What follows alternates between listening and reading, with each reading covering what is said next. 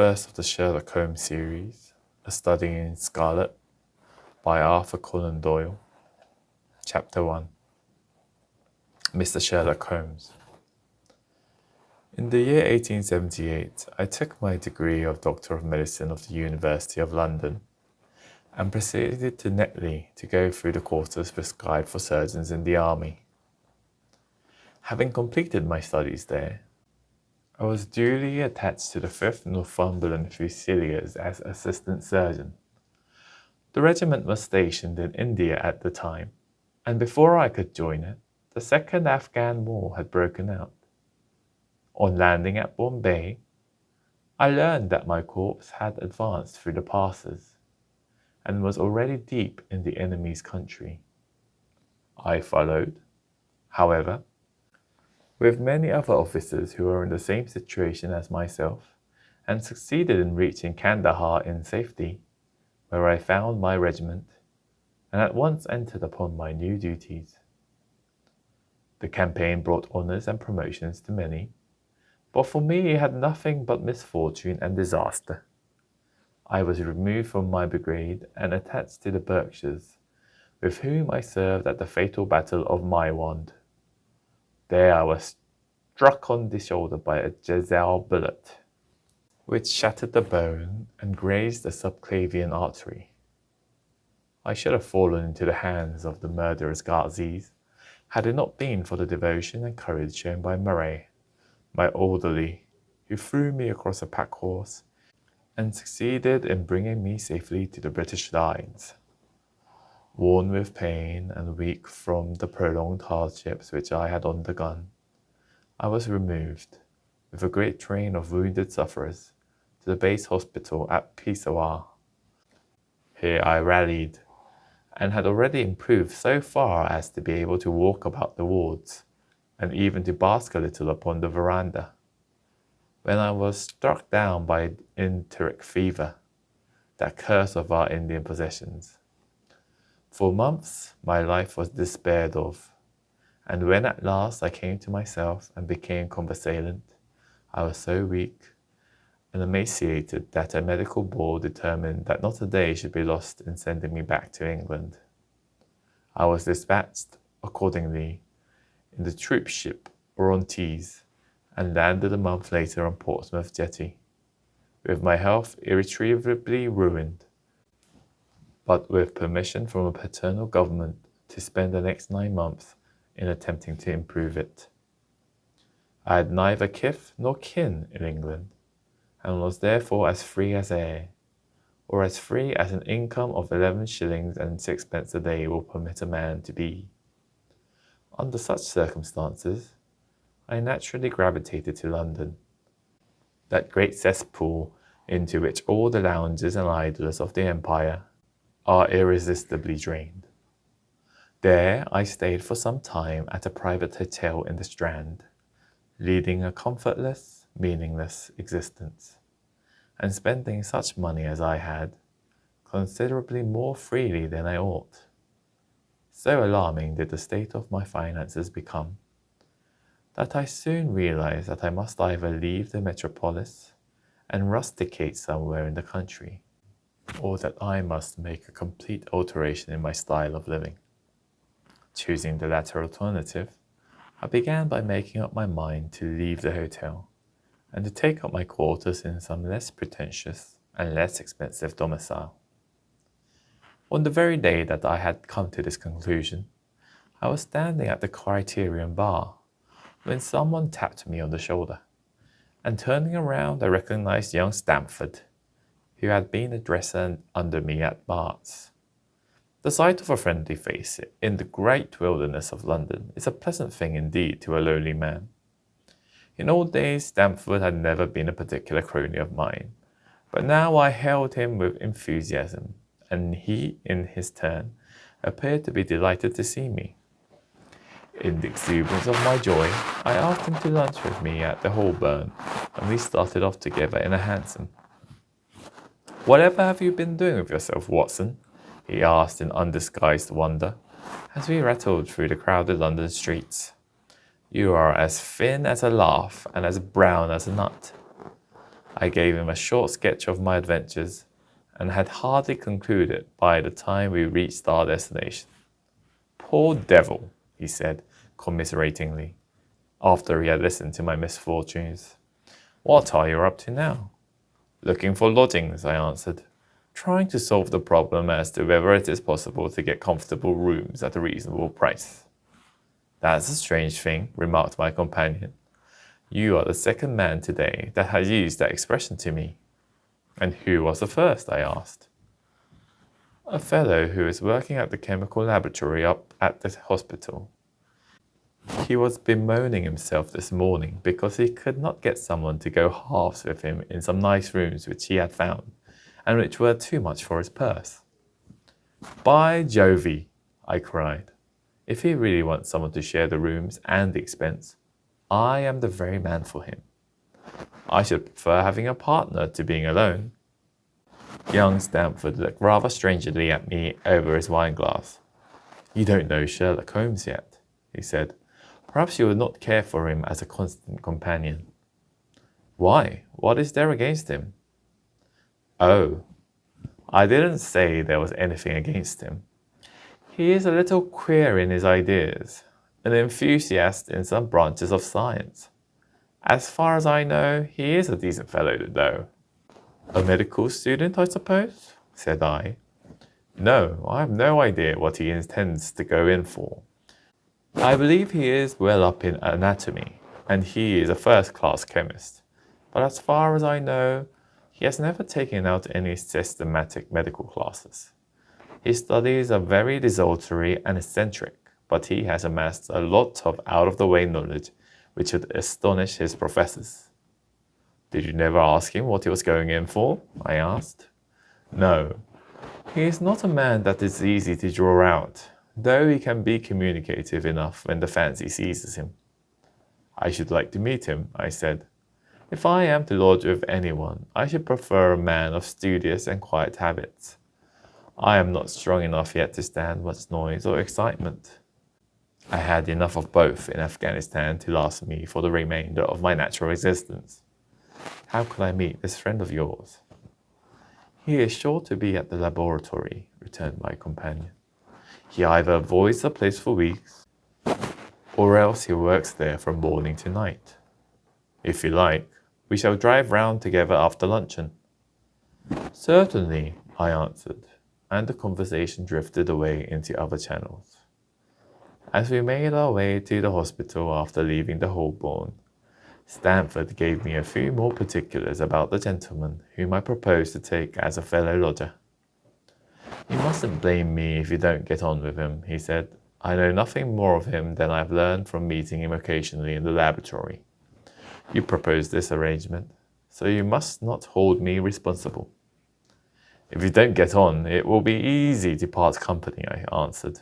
"It seems to me, Stamford," I added, looking hard at my companion, "that you have some reason for washing your hands of this matter. Is this fellow's temper so formidable, or what is it? Don't be mealy-mouthed about it."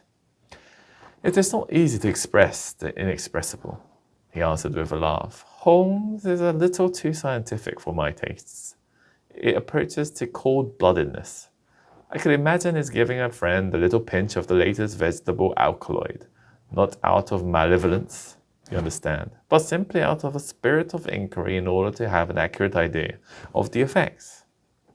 To do him justice, I think that he would take it himself with the same readiness. He appears to have a passion for definite and exact knowledge." "Very right, too."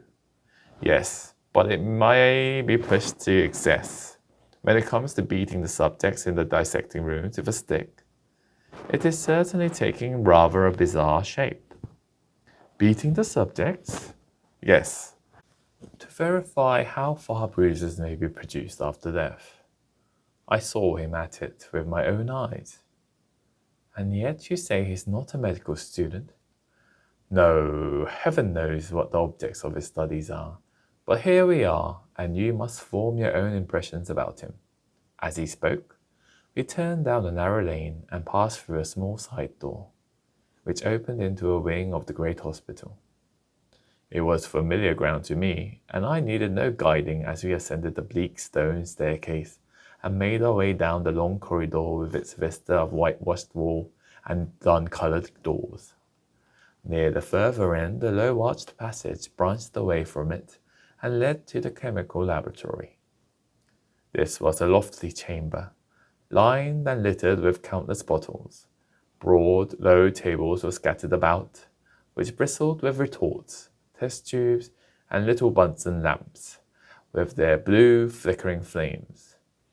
There was only one student in the room, who was bending over a distant table, absorbed in his work.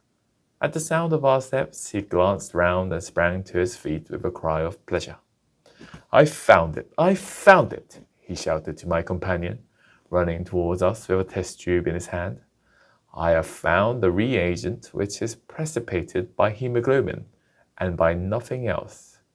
Had he discovered the gold mine, greater delight could not have shown upon his features. "Dr. Watson, Mr. Sherlock Holmes," said Stamford, introducing us. "How are you?" he said cordially, gripping my hand with a strength for which I should hardly have given him credit. "You have been in Afghanistan, I perceive?" "How on earth did you know that?" I asked in astonishment. "Never mind," said he, chuckling to himself. "The question now is about hemoglobin. No doubt you see the significance of this discovery of mine?" "It is interesting, chemically, no doubt," I answered. "But practically, why, my man, it is the most practical medico-legal discovery for years. Don't you see that it gives us an infallible test for bloodstains? Come over here now." He seized me by the coat sleeve in his eagerness and drew me over to the table at which he had been working. "Let us have some fresh blood," he said, digging a long bodkin into his finger and drawing off the resulting drop of blood in a chemical pipette. "Now I add this small quantity of blood to a litre of water. You perceive that the resulting mixture has the appearance of pure water. The proportion of blood cannot be more than 1 in a million. I have no doubt, however, that we shall be able to obtain the characteristic reaction." As he spoke, he threw into a vessel a few white crystals, and then added some drops of a transparent fluid. In an instant, the contents assumed a dull mahogany colour, and the brownish dust was precipitated to the bottom of the glass jar. "Ha ha!" he cried, clapping his hands, and looking as delighted as a child with a new toy. "What do you think of that?" "It seems to be a very delicate test," I remarked. "Beautiful, beautiful." The old Gaiacum test was very clumsy and uncertain. So is the microscopic examination for blood corpuscles. The latter is valueless if the stains are a few hours old. Now, this appears to act as well whether the blood is old or new. Had this test have been invented, there are hundreds of men now walking the earth who would long ago have paid the penalty of their crimes. "Indeed," I murmured. "Criminal cases are continually hinging upon that one point. A man is suspected of a crime months, perhaps after it has been committed. His linen or clothes are examined, and brownish stains discovered upon them. Are they blood stains, or mud stains, or rust stains, or fruit stains? Or what are they? That is a question which has puzzled many an expert. And why? Because there was no reliable test. Now we have the Sherlock Holmes test, and there will no longer be any difficulty." His eyes fairly glittered as he spoke, and he put his hand over his heart and bowed as if to some applauding cloud conjured up by his imagination. "You are to be congratulated," I remarked, considerably surprised at his enthusiasm. "There was the case of von Bischoff at Frankfurt last year. He would certainly have been hung had this test been in existence. Then there was Mason of Bradford, and the notorious Muller, and Lefebvre of Montpellier, and Sampson of New Orleans. I could name a score of cases in which it would have been decisive." "You seem to be a walking calendar of crime," said Stamford with a laugh. "You might start a paper on those lines. Call it The Police News of the Past." "Very interesting reading it might be made too," remarked Sherlock Holmes, sticking a small piece of plaster over the prick on his finger. I have to be careful, he continued, turning to me with a smile, for I dabble with poisons a good deal. He held out his hand as he spoke, and I noticed that it was all mottled over with similar pieces of plaster, and discoloured with strong acids. We came here on business, said Stamford, sitting down on a high three-legged stool, and pushing another one in my direction with his foot. My friend here wants to take diggings, and as you were complaining that you couldn't get no one to go halves with you, I thought that I had better bring you together. Sherlock Holmes seemed delighted at the idea of sharing his rooms with me. I have my eye on a suite in Baker Street, he said, which would suit us down to the ground. You don't mind the smell of strong tobacco, I hope? I always smoke ships myself, I answered. That's good enough. I generally have chemicals about, and occasionally do experiments. Would that annoy you? By no means. Let me see. What are my other shortcomings? I get in the dumps at times, and don't open my mouth for days on end. You must not think I am sulky when I do that. Just let me alone, and I'll soon be right. What have you to confess now? It's just as well for two fellows to know the worst of one another before they begin to live together. I laughed at this cross-examination. I keep a beau pup, I said, and I object to rows because my nerves are shaken. And I get up at all sorts of ungodly hours. And I am extremely lazy. I have another set of vices when I'm well. But those are the principal ones at present. Do you include violin playing in your category of rows? He asked anxiously. It depends on the player, I answered. A well-played violin is a treat for the gods. A badly played one. Oh, that's all right, he cried with a merry laugh. I think we may consider the thing as settled. That is, if the rooms are agreeable to you. When shall we see them? Call for me here at noon tomorrow, and we'll go together and settle everything, he answered. All right, noon exactly, said I, shaking his hand. We left him working among his chemicals, and we walked together towards my hotel. By the way, I asked suddenly, stopping and turning upon Stamford, how the deuce did he know that I had come from Afghanistan? My companion smiled an enigmatical smile. That's just his little peculiarity, he said. A good many people have wanted to know how he finds things out. Oh, a mystery, is it? I cried, rubbing my hands. This is very piquant. I am much obliged to you for bringing us together. The proper study of mankind is man, you know. You must study him, then, Stamford said, as he bade me goodbye. You'll find him a knotty problem, though. I'll wager he learns more about you than you about him. Goodbye. Goodbye, I answered, and strolled on to my hotel, considerably interested in my new acquaintance. End of chapter 1.